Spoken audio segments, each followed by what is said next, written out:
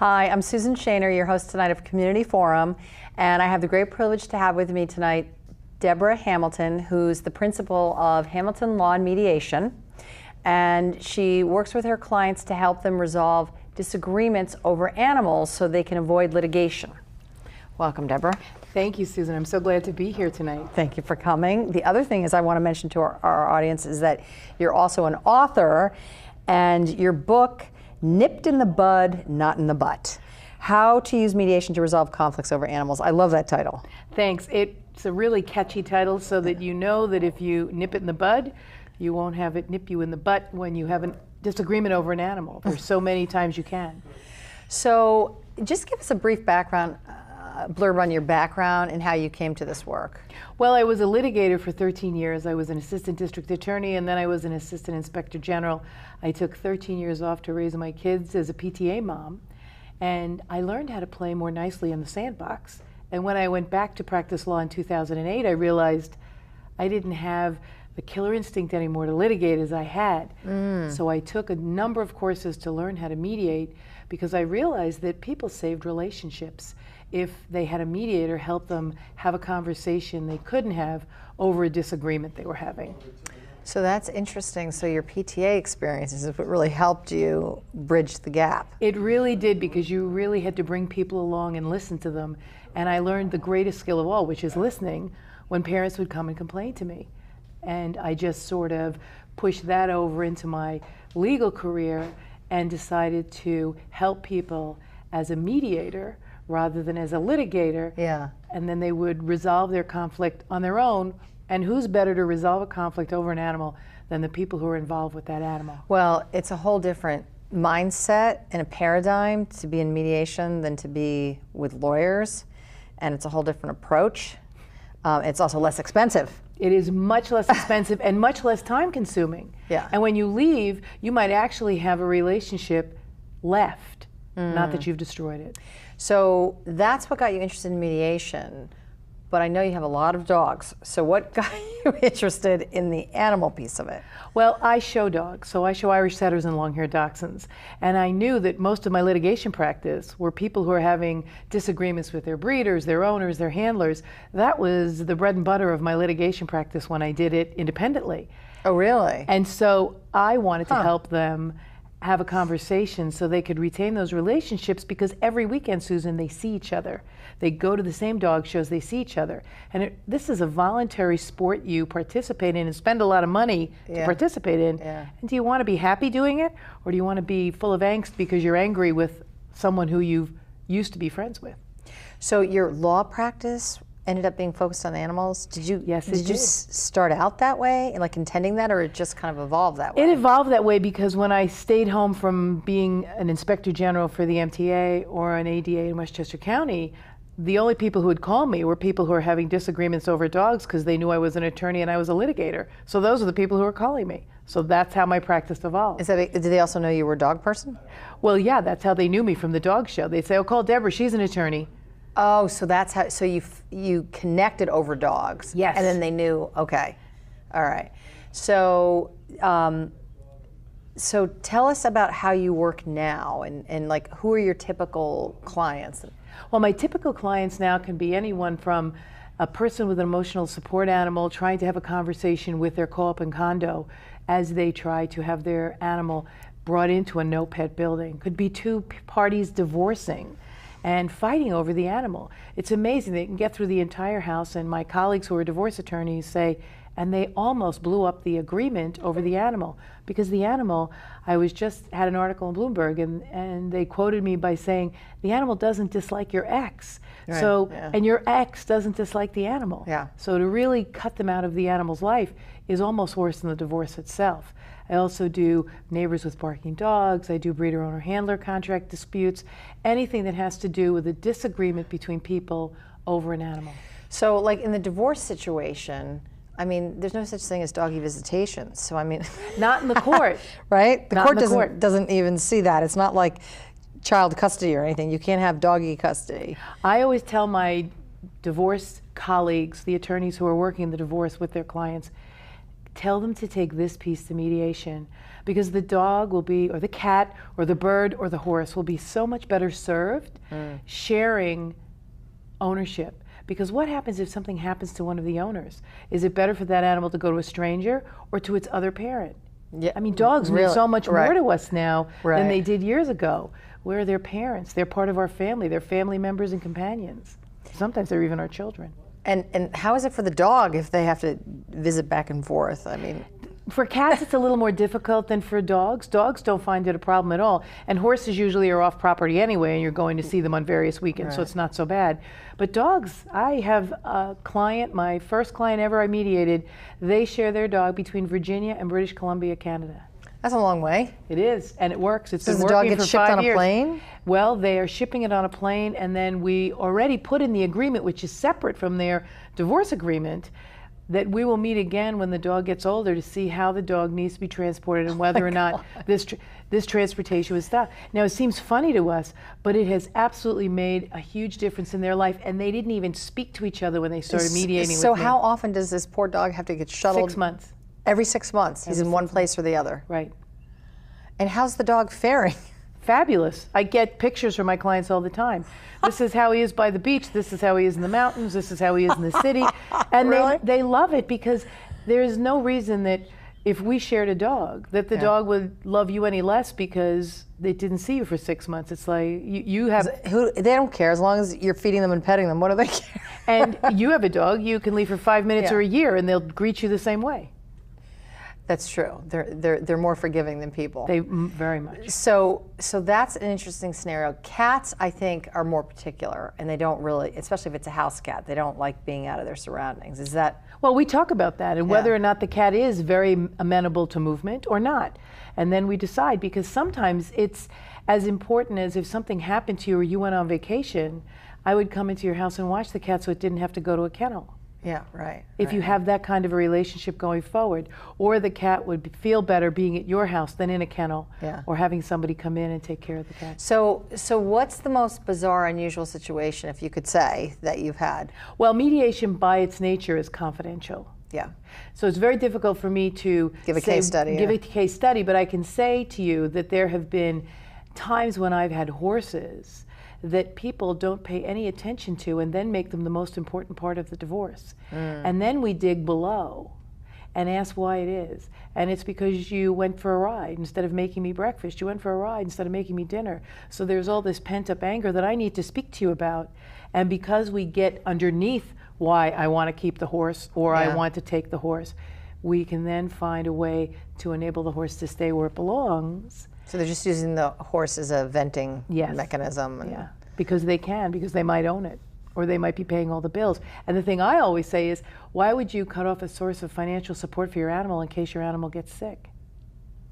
Yeah. If you cut someone out of that animal's life, there is really no way for you to bring that person back in if you need to, if the animal gets sick, even though they would have had you maintain some sort of a relationship. If you need help with the animal, is what you're saying. Right. Yeah. Or if the animal gets sick and you need veterinary care, how do you ask someone who you've cut out of the animal's life, could you help me pay for the chemotherapy, or if the dog gets hit by a car, the broken leg, whatever it is? How do you ask them when you've cut them out of the dog's life?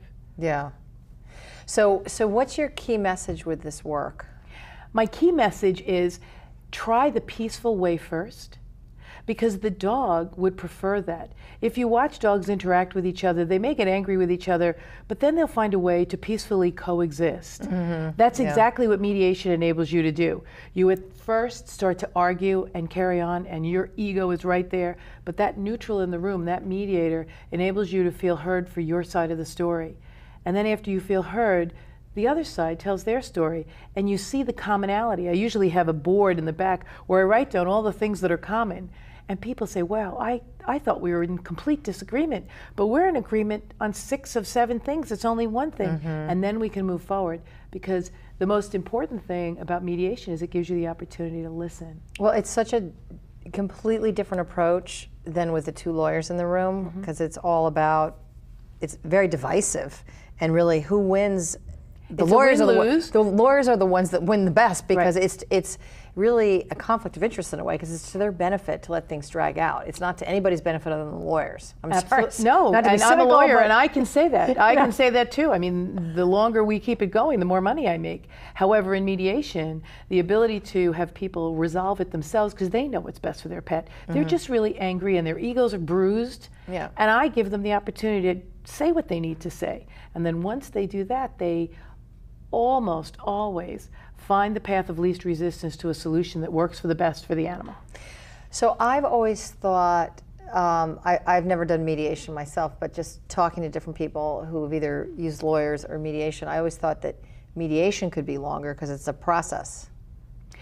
Mediation is not any longer than court. If you've ever had to wait for a court to give you a date, especially here in that regard. Connecticut Yeah. or in New York or Yeah. in New Jersey, waiting for those court dates, and then the time you're going to spend being deposed, and it's always adversarial, it's always win-lose, it's always trying to catch you up. Where in mediation, it is always moving the ball closer to solution. So even though, and I only do it for 2 hours at a time, I find when my clients are talking about their pets, to have them in a room for more than 2 hours having this conversation really becomes counterproductive. In what way? Because they get tired. They get tired, they're emotionally drained, and I really give them the break. I said, we're only doing it for 2 hours. We can come back and do it for 2 hours next week. So how did you decide on that amount of time? I found that in my mediations, if I went for 3 or 4 hours, people would agree to things, and then the next day when they slept on it, it would always come apart. Where if I kept it at 2 hours, whatever agreement they came to in 2 hours, they felt empowered enough to really feel as if they were heard.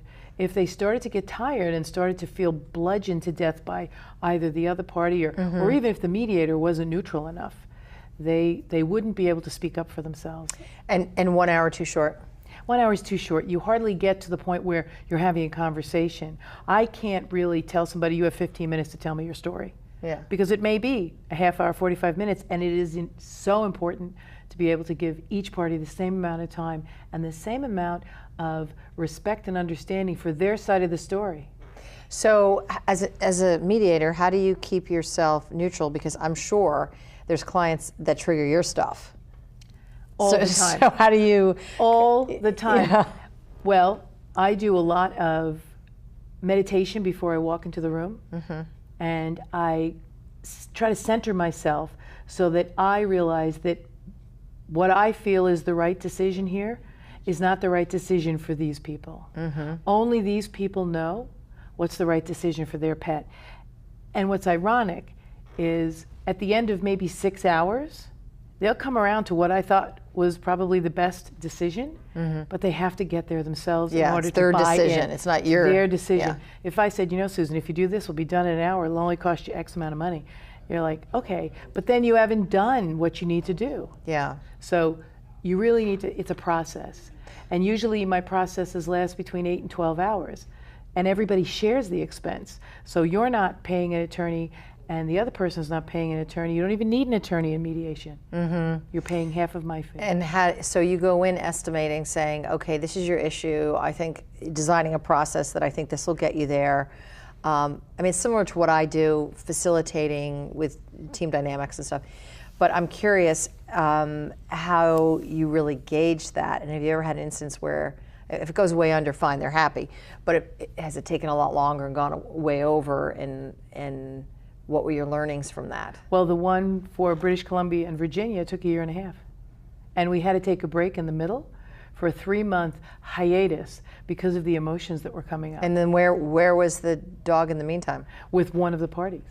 The dog was with the party in possession, and it hadn't transferred yet. And then the party that wanted to share possession came back to the table and said, I'd like to continue the conversation. And the other party agreed and said, I would too. So had they visited the dog in that time frame? No. Nope. That's a long time in It's a a dog's long life. time. I mean, 3 months could be like a year in a dog's life or more. I don't know what. Well, the each whole year entire is- process was 1.5 years. Yeah. And I didn't think we would ever get to a place where we could, when I started, I didn't think we could ever get to a place. And when I start my mediations, I always say, I'm not here to resolve your problem. I'm here to allow you to tell your story to somebody who really gets you. So if those clients were sitting here with us today, what do you think they would say about the process? They loved the process. Really? They never thought that they would ever speak to each other again. And they talk to each other all the time now and transfer the dog all the time now. In fact, one of the parties broke confidentiality with the permission of the other party and was on television in Virginia and was on interviewed by the Bloomberg article to get somebody who actually worked with me. And I said, listen, I won't give up my confidentiality. I said, but I know one of my clients has already done that, so I'll be happy to contact her and see if she's willing to talk to you. And she was. She said, there's no way we would have been able to talk to each other had we not mediated.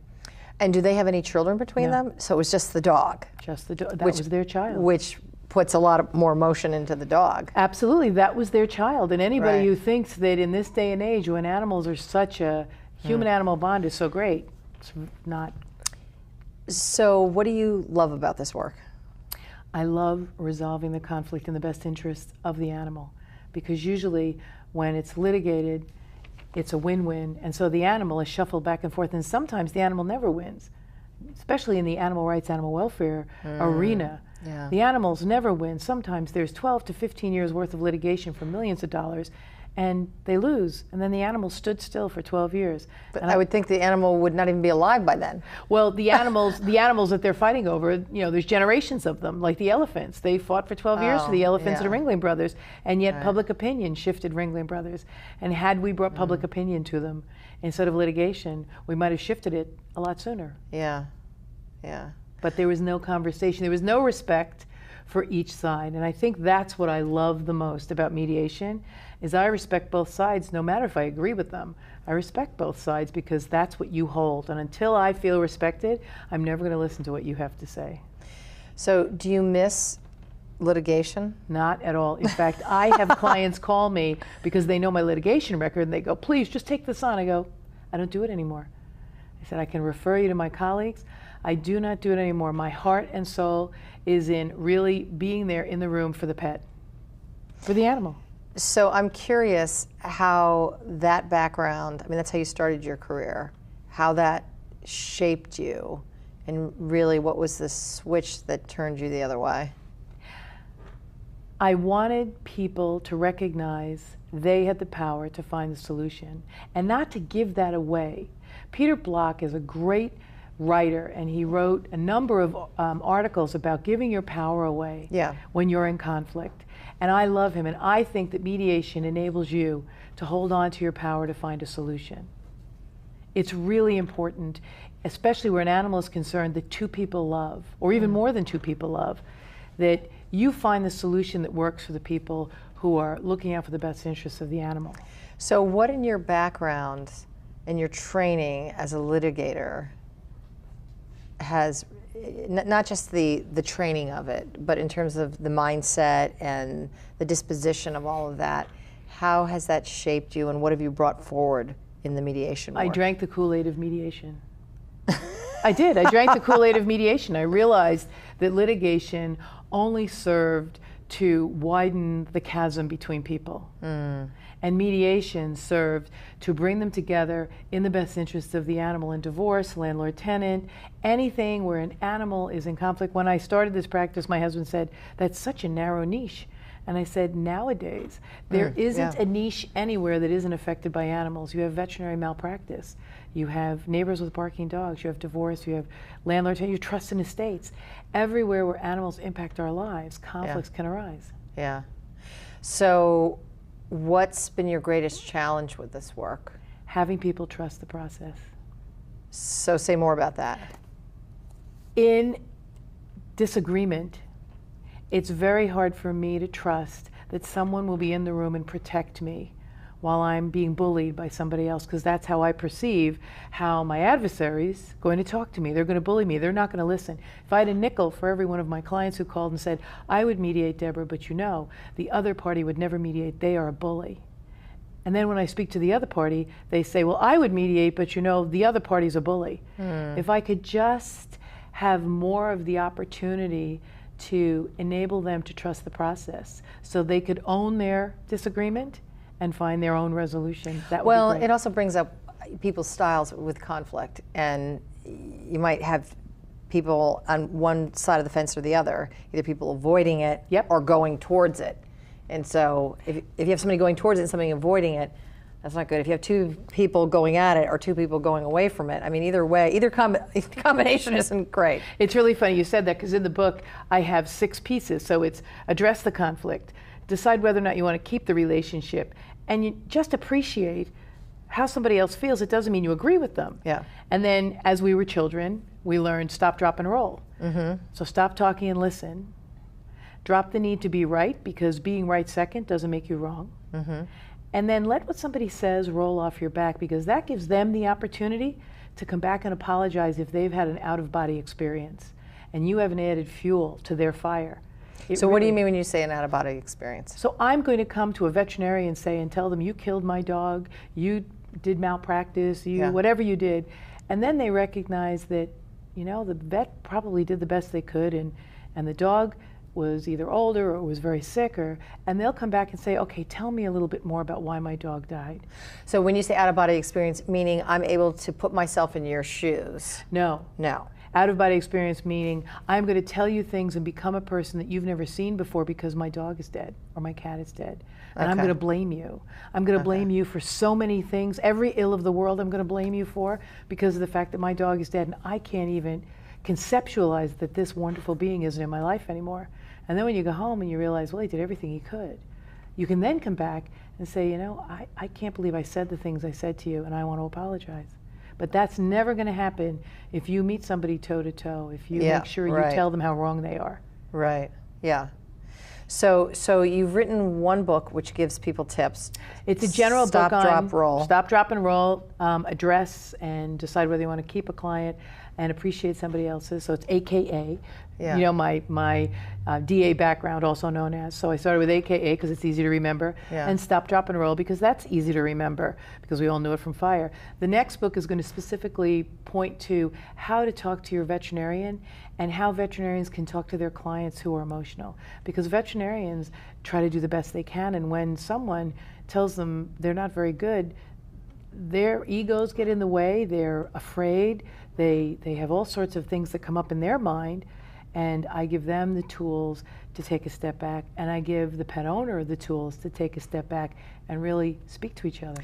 You know, I have to say, I did have some issues with my vet, and I was even thinking of going to another vet, and you know, I appreciated how he handled it better than I thought. I mean, he doesn't have the, I'm not gonna say who it is, he doesn't have the most animated personality, but he's a nice guy, and he really, you know, I give him credit that he really listened and tried to understand, and I didn't end up leaving, but I was coming this close to leaving.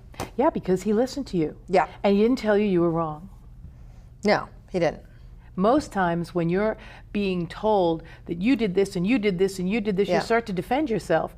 And that's the worst thing to do, because I can't even hear you. When I'm mad at you, I am not going to hear you say anything that's going to be of value to me. Yeah.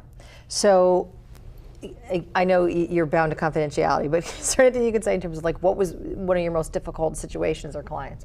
Well, where you just thought, oh my God, I can't deal with this. Well, I have to say that the 1.5-year program where we took a 6-month hiatus, that was one of the first mediations I did. Was it a 3-month? You said 6 months. No, it was 6 months. It wasn't. Oh, you said 3 months before. Oh, sorry. No, it was a 6-month break. Months. Sorry, it was a 6-month break, and it was a full 1.5 years that we were working on it. Yeah. And I really thought that this was lost, and I cannot believe how much they wrote testimonials for me on my website. So you backed off. Did you periodically follow up with them, or no? I did. I checked in with them all the time, and I said, I'm here for you when you need me, but I don't want to push you because I don't think you're ready now to make a decision that's going to be right for you or for the dog. So we just stepped back, and when one of the parties was ready, they got in touch. So they came, even though you periodically, what, phone call, email, hey, just checking in, how's everything going? They got in touch with me. Yep. Wow. They got in touch with me and said, we'd like to go forward again. So what's your biggest lesson from that scenario? Take your time. Yeah. Take your time. Don't think that somebody's going to come to, like you said at the beginning, how do you know if it's going to work in 2 hours? How do you know if it's going to work in 4 hours? What do I do?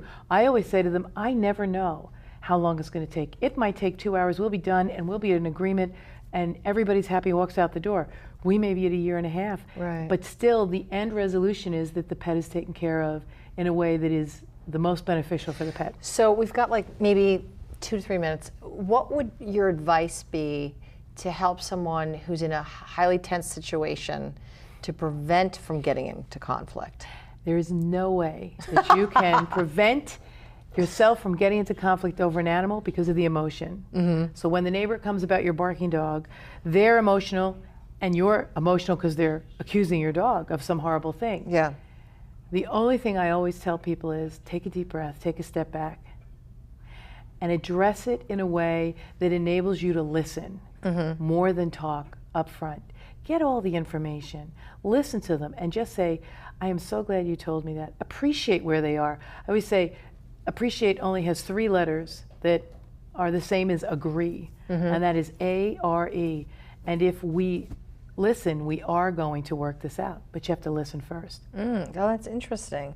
So you've really kind of created a niche. This is really a niche. I mean, there's a lot of mediators out there, but there are not a lot of mediators that focus in on resolving conflicts over animals. No, it's a niche that no one really has tapped because the emotion in animals has so historically gone to litigation because I want to take you to the mat and I want to kill you. More so than with kids. Absolutely. Why is that? Because the animals can't talk. That's true. You are protecting the animals from this heinous person. Yeah. And if they could talk, they'd say they never wanted to go to you. And I always say to the judges who say to me, well, I'm just going to have them go to the one they like in the room. I said, well, that's not really fair because if there was no one else in the room, they'd go to the other. Who has the dog? Yeah, and if there was nobody else in the room, they'd go to the other person. So we have 1 minute left. Right. So in that, just give me a headline. Where are you going to take this work? I am taking this to the animal law, animal rights groups because they are the worst listeners in the world. They have an incredible desire to help animals on every part of this planet, and I want to enable them to listen. So I'm trying to get law schools to bring their alternative dispute resolution students into the animal law realm. Oh, wow. And have them teach animal law practitioners, students to listen. So if someone had a question on anything we've covered tonight, how might they contact you? They can email me at dhamilton@hamiltonlawandmediation.com. That's Hamilton Law and A&D mediation.com. So dhamilton@hamiltonlawandmediation.com. And I take free, you want to call and ask me a question, it's for free. That's what I do. Okay, great. Thank you, Debra. You're very welcome, Susan. Okay. Thanks so much. Okay. I'm Susan Shaner. Until next time, thank you for joining us with Community Forum.